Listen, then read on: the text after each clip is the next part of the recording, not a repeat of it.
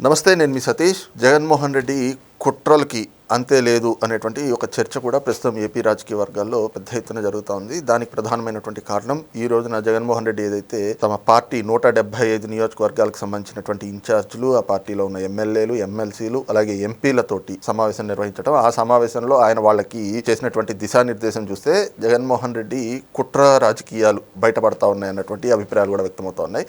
మరి జగన్మోహన్ రెడ్డి ఆ సమావేశం కావచ్చు, ఆ సమావేశంలో జరిగినటువంటి పరిణామాలని ఎలా చూడాలి అనేటువంటి అంశాలు మనతో విశ్లేషించేందుకు ప్రముఖ రాజకీయ విశ్లేషకులు నాగార్జున గారు ఉన్నారు. సార్ నమస్తే. నమస్తే సార్, జగన్మోహన్ రెడ్డి రాజకీయం లేదా ఆయన వ్యక్తిత్వం అనేటువంటిదే ఒక అందరికీ భిన్నంగా ఉంటుంది. అందరిది కూడా ఒక దారి అయితే తనదో దారి అన్నట్లుగా. ఇప్పుడు నిన్న ఆయన ఏదైతే పార్టీ నాయకులు, ఎమ్మెల్యేలు, ఎంపీలతో నిర్వహించుకున్నటువంటి సమావేశం, దానిపైన అనేక విమర్శలు వస్తున్నాయి. ఒకవైపున ఆయన అరెస్ట్ అనేటువంటిది ఆయన కళ్ళ ముందు కనబడుతున్న నేపథ్యంలో మరి అరెస్ట్ అయితే ఏం చేయాలి, ఎలా అల్లర్లు సృష్టించాలి అనే దానిపైన కొన్ని కీలకమైనటువంటి వ్యాఖ్యలు చేశారు. అదే సమయంలో ప్రభుత్వాన్ని అస్థిరపరిచేందుకు, అలాగే చంద్రబాబు నాయుడు గారి పైన కూడా మనం చూసాం ఏదో రెండు పరిణామాలు.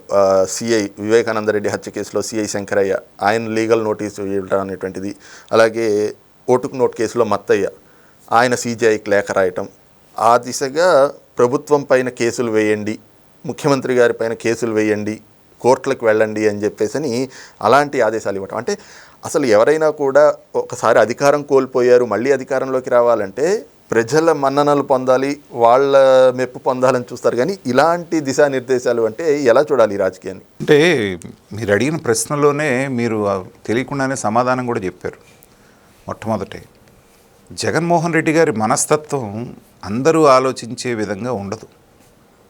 ఇప్పుడు అదేదో మహేష్ బాబు గారి సినిమా ఉంది, నలుగురికి నచ్చినది నాకు అసలు ఒక నచ్చదు అనే పాట కూడా ఉంది.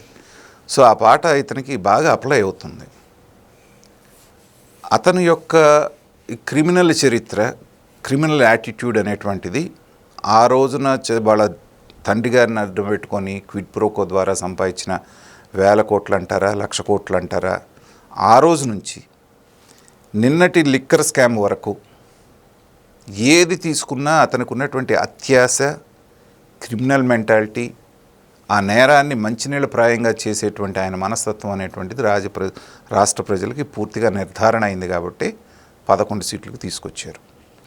అతను నమ్మినటువంటి బలమైన సిద్ధాంతం ఏంటంటే, మనం నీతిమంతుల స్థాయికి ఎదురిగి వెళ్ళలేము. ఎందుకంటే మన చరిత్ర అంతా కూడా పొల్యూట్ అయిపోయింది.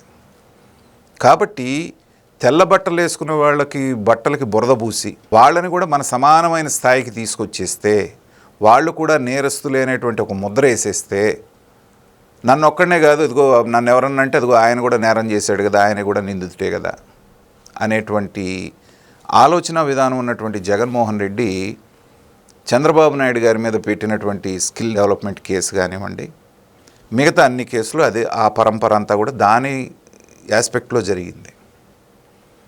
మాకు ఒక ఐఏఎస్ ఆఫీసరు నాకు బాగా పరిచయం ఉండేవాడు.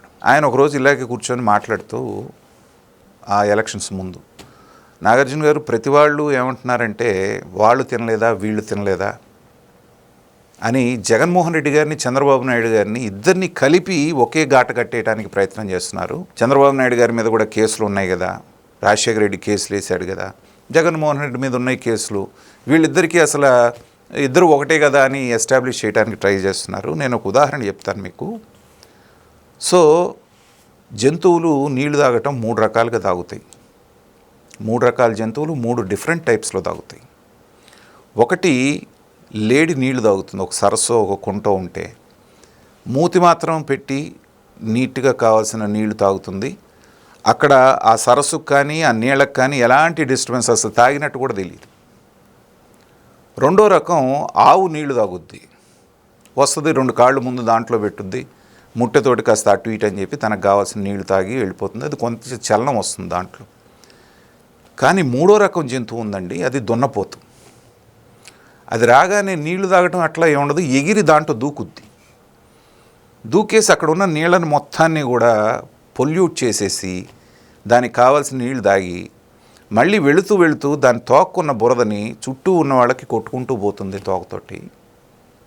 3 జంతువులే, 3 తాగింది నీళ్ళే, తేడా లేదంటారా అన్నారు.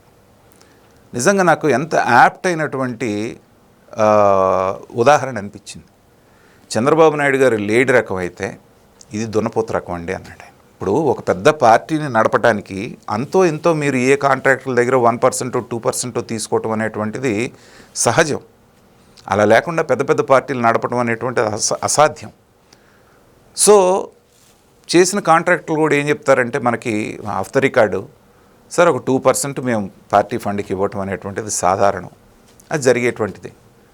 కానీ జగన్మోహన్ రెడ్డి గారు వచ్చిన తర్వాత ఏం చేశారంటే అదే కాంట్రాక్టులను పిలిపించి నాకు 20% మీరు ఇస్తే మీరు చేయండి, లేదంటే మీరు వదిలేసి పోండి అన్నారు. 2% అనేటువంటిది ఏంటంటే లేడి నీళ్ళు తాగటం, 20% అనేటువంటిది ఏంటంటే దొనపోతు నీళ్ళు తాగటమే కాకుండా ఆ ఉన్నటువంటి స్వచ్ఛమైన నీళ్ళను మొత్తాన్ని బురదమయం చేయటం అంటే ఏంటంటే వ్యవస్థల్ని నాశనం చేయటం. ఆ ప్రాసెస్లో ఏం చేశారు, ఐఏఎస్ని ఐపీఎస్ని అందరినీ పొల్యూట్ చేసి ఇవాళ ఎంతమంది ఐఏఎస్లు ఐపీఎస్లు జైల్లో ఉన్నారు, ఎంతమంది గాలిలో ఉన్నారు. వాళ్ళందరూ నీ మాటలు నమ్మి ఇచ్చేసిన వాళ్ళేగా. చంద్రబాబు నాయుడు గారిని నమ్ముకుని చంద్రబాబు నాయుడు గారి దగ్గర పనిచేసినటువంటి వాళ్ళు ఒక్కళ్ళన్నా మీకు కనిపిస్తారు అలాగా? కోర్టు ఏదన్నా చెబుతుందనేటువంటి మాట వస్తే వాళ్ళే ముందా పనిచేసేవాళ్ళు కాదు. చంద్రబాబు నాయుడు గారి టైంలో చంద్రబాబు నాయుడు గారు ఈ పని చేయండి అంటే కూడా వాళ్ళే చెప్పేవాళ్ళు. ఎల్వి సుబ్రహ్మణ్యం గారు లాంటి వాళ్ళు, సార్ ఇది కరెక్ట్ కాదండి అంటే ఆయన వెంటనే విత్డ్రా చేసుకునేవాడు. కాబట్టి నువ్వు పొల్యూట్ అయిపోవటమే కాకుండా వీళ్ళని కూడా పొల్యూట్ చేసేసేంటంటే చంద్రబాబు నాయుడు గారిని ప్రధానంగా స్కిల్ కేసులో అరెస్ట్ చేయటం ఏంటంటే అది. ఇప్పుడు ఏమంటున్నారు, మా జగన్మోహన్ రెడ్డి బెయిల్ మీద బయట ఉన్నాడు, మీ చంద్రబాబు నాయుడు గారు కూడా బెయిల్ మీద బయట ఉన్నారు, కాబట్టి వాళ్ళకి మీకు తేడా ఏంటి అనేటువంటి దీన్ని తీసుకొస్తున్నారు. కాబట్టి ఇప్పుడు ఈ మొత్తయ్య అతను ఎవరో దీంట్లో కేసులో, ఆ తర్వాత శంకరయ్య, ఇవన్నీ ఏంటంటే చిల్లర వ్యవహారాలు అంటాను నేను. అసలు వీడియోతో సహా దొరికిపోయినటువంటి రేవంత్ రెడ్డి గారు ఇవాళ ఎక్కడున్నారు? తెలంగాణ సీఎంగా బ్రహ్మాండంగా ఆయన అధికారం చెలాయిస్తున్నారు. చంద్రబాబు నాయుడు గారి దగ్గరికి ఎప్పుడు వెళ్తుంది అది? పోనీ రాజకీయాల్లో అది ఏమన్నా కాని పని మీరేని చేశారు? కాబట్టి ఏంటంటే ఇంకా ఏదో చంద్రబాబు నాయుడు గారిని మనం చేయగలము అనేటువంటి ఒక చిల్లర ప్రయత్నంగా నేను భావిస్తున్నాను. ఒకటి. రెండవది వాళ్ళు పెట్టుకున్నటువంటి సమావేశం. ఎందుకంటే కూసాలు కదిలిపోతున్నాయి అంటారు చూసారా, కింద ఉన్నటువంటి పునాది కదిలిపోతుంది. ఏది? వైఎస్ఆర్సీపీకి. కాస్తో కూస్తో స్టేచర్ ఉండి, కాస్తో కూస్తో మంచి పేరుండి, కొంత ఇది ఉన్నటువంటి వాళ్ళు నీ పార్టీ వదిలిపెట్టి ఇప్పుడు వెళ్ళిపోయారు. నీకు అత్యంత ఆప్తులేని, తర్వాత మీకు సొంత మనుషులాగా ఉన్నటువంటి విజయసాయి రెడ్డి లాంటి వాళ్ళు వదిలేసి వెళ్ళిపోయారు. నిన్నగాక మొన్న ముగ్గురు ఎమ్మెల్సీలు వదిలేసి వెళ్ళిపోయారు. ఉన్న ఎమ్మెల్యేల్లో 10 మందిలో దాదాపు 5గురో 6గురో పక్కచూపులు చూస్తున్నారు అనేటువంటిది వస్తూ ఉంది. ఈ సందర్భంలో ఏంటంటే మనం ఏదో మళ్ళీ దాన్ని చేయబోతున్నాం, చంద్రబాబు నాయుడు గారిని సాధించబోతున్నాం అనేటువంటిది వాళ్ళకి చెప్పాలనేటువంటి ఒక తాపత్రయంతో అందరినీ పెట్టి మీటింగ్లే. కానీ ఏం సాధిస్తారండి ఆ మీటింగుల్లో?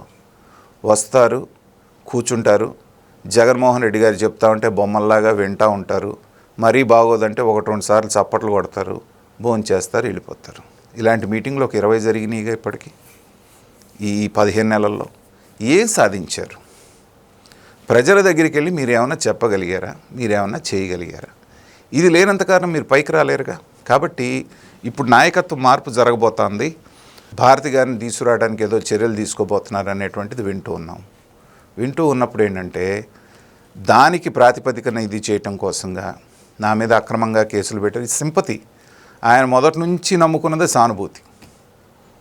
సో వాళ్ళందరికీ చెప్పి ఏదో చేయాలనేటువంటి ప్రయత్నమే. కానీ మీరు శవంలాగా అయిపోయినటువంటి పార్టీని, మీకు ఎవరైతే మిమ్మల్ని ఇది చేస్తున్నారో వాళ్ళు మీకు తయారు చేయాలి, వాళ్ళు మిమ్మల్ని ఆదరించాలే. కానీ ఓటర్ అనేటువంటి వాడు, నాయకులు మీకు ఎంతసారి పిలిచి వాళ్ళకి ఎన్ని చెప్పినా ఏముంటుంది? ఓటర్ దగ్గరికి వెళ్తానని ఎప్పటి నుంచి చెప్తున్నాడు ఈయన? సంక్రాంతికి వెళ్తానన్నాడు. సంక్రాంతి అయిపోయింది, ఉగాది అయిపోయింది, ఆ తర్వాత శ్రీరామనవమి అయిపోయింది, వినాయక చవితి అయిపోయింది, దసరా కూడా అయిపోవచ్చు. ఇంతవరకు దాని మీద ఎలాంటి చర్య లేదు. కాబట్టి ఇంటర్నల్గా వాళ్ళు ఎన్ని మీటింగులు పెట్టుకున్నా, ఎంత చేసినా కూడా ఊరికే అది ఏదో కంటి తుడుపు చర్య. కానీ ప్రజలు వాళ్ళతో లేనప్పుడు నాయకులు కూడా జారిపోవటం ఖాయం. ఒక్కసారి జగన్మోహన్ రెడ్డి గారు జైలుకు తలుపు తట్టారు అంటే, లోపలికి వెళ్ళారు అంటే పార్టీ ముక్కలు చెక్కలు అయిపోవటం అనేటువంటిది ఖాయం. Thank you.